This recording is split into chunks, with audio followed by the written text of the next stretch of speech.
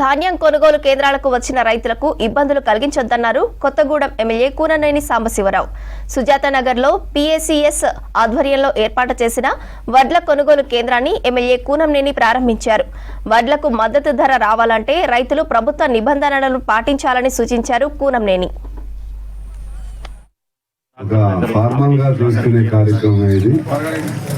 ఈ కార్యక్రమంలో కొత్తగా నేను చెప్పడానికి కానీ మీరు తెలుసుకోవడానికి కానీ ఏమి లేవు. ఏమనంటే మీరు చెప్తే మాకు తెలుస్తాయి, అందులో నాకు అసలు తెలవదు.